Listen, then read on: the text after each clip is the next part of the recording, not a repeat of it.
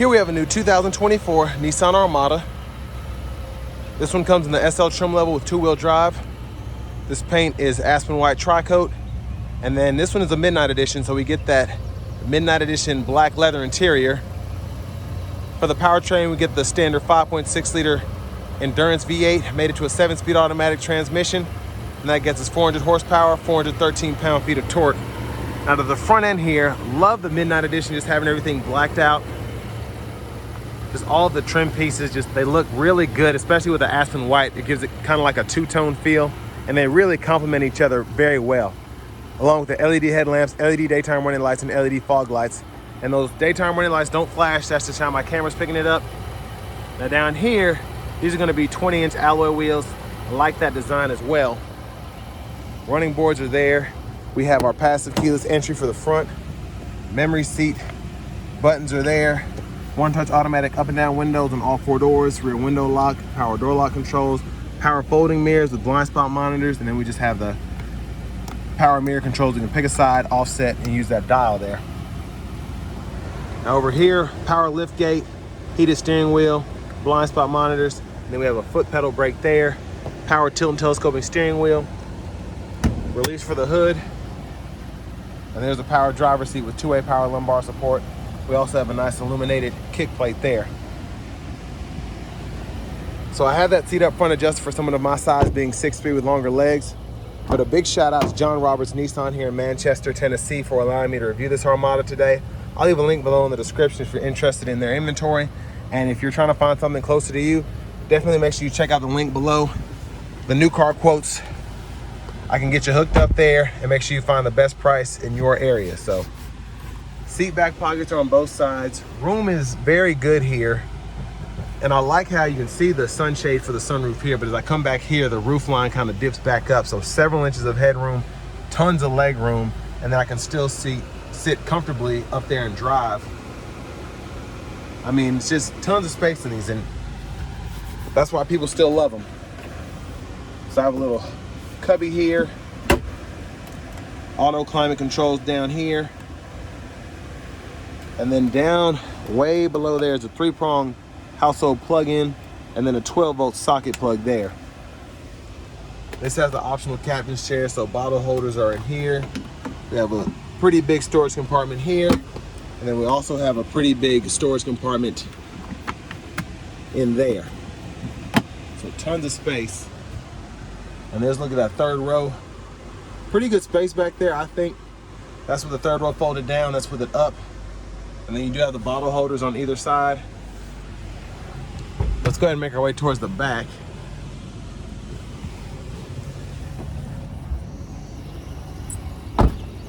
So just click here, access to the fuel cap.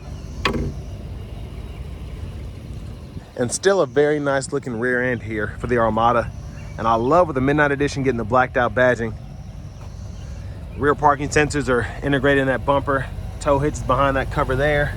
And then we also have the rear tire and the exhaust there.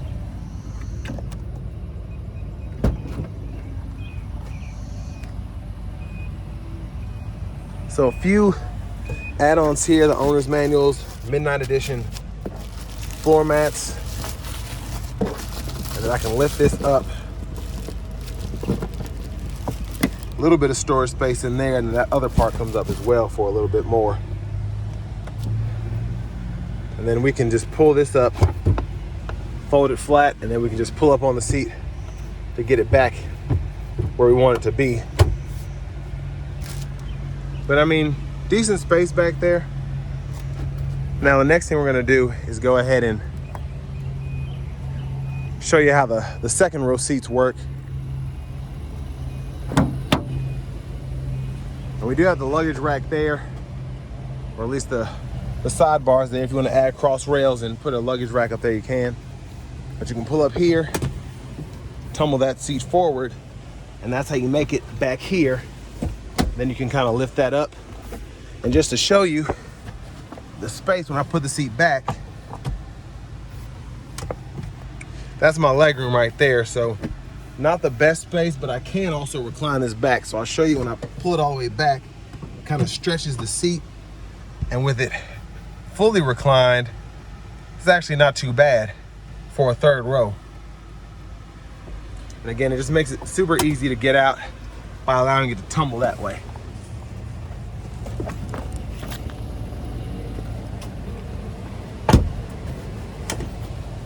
So there you have it.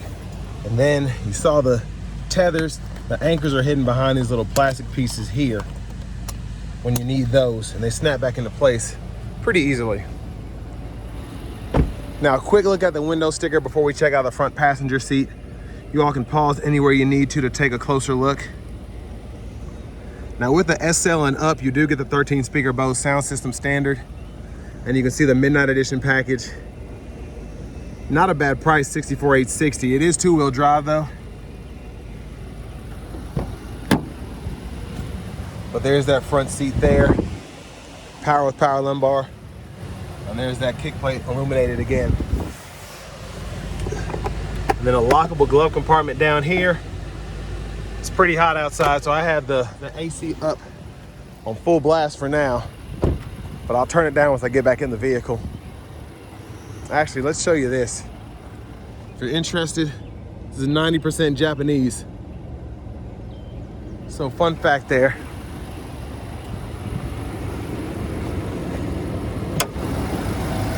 And mostly covered up there is that 5.6 liter V8.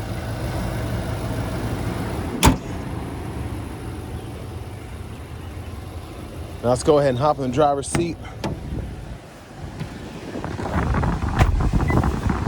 So nice leather wrap steering wheel here. Again, I'm gonna cut the fan speed down. And I like just the overall design. It feels nice and big, but it still feels easy to maneuver, if that makes sense. There's the horn sound there.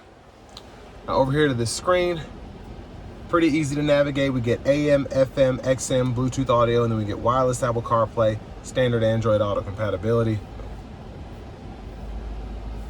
We can go through all of we have XM traffic, sports, fuel prices when that subscription is hooked up.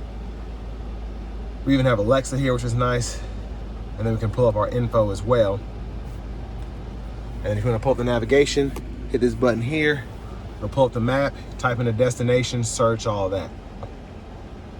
And then you can add your home address, so on and so forth. Now the backup camera's there, guidelines follow you as you turn the steering wheel, and then you also have that bird's eye view too. You can toggle the parking sensors here. And then volume, click there to turn the audio off, and you have a tune knob here, and you can click this for the audio and toggle your sound there. Or go into the settings, you can do the same thing from here, and then you also can go to the others menu and toggle your units of measurement, your display, and your language there. So a lot that you can do in there, but that's pretty much all the important stuff. Down here are hazards. Move this out of the way. You get the dual zone automatic climate controls along with the 3-stage heated front seats. You can toggle where the fan direction's coming from. And then you can sync and then unsync by turning the knob, and then you have the auto mode, and turn that off, just adjust the fan speed, and then you can cut the whole system on or off there. I like this little pocket here. I like how it says Armada. Hit this button, and this reveals the wireless charging pad back there, and then a 12-volt here. Trailer brake controller down there, USB-C, USB-A input there. Now with this having a two-wheel drive setup, we don't have the knob that typically comes up on a four-wheel drive, so we can go between the 4 low, 4 high, etc. But we do have the traction control toggle here, tow mode, and then the snow mode there. And for the shifter, pull this lever, reverse, neutral drive, come over here to manually shift.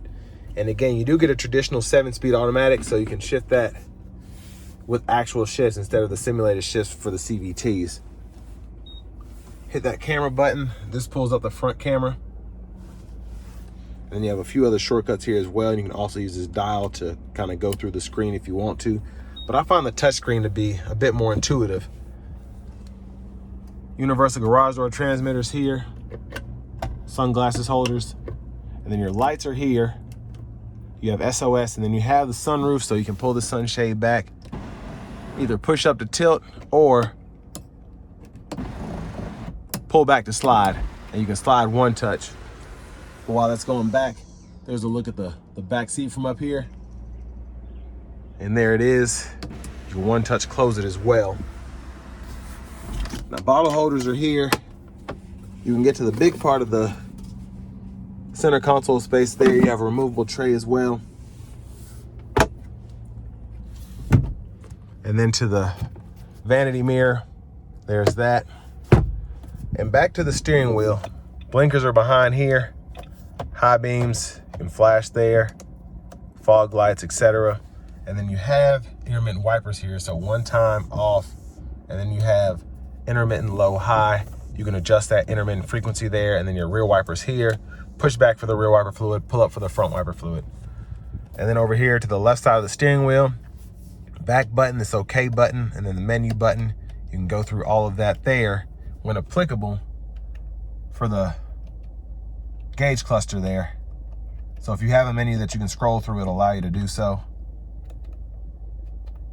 But then also you have the capability to adjust your volume and your track list or radio station presets here. Now over here, adaptive cruise. You can cut on the lane departure and blind spot right there. And then you also have that forward collision alert as well. Voice recognition, Bluetooth, and then you can just adjust that speed. Again, that gap adjust for the adaptive cruise is there. Push button start. Finally,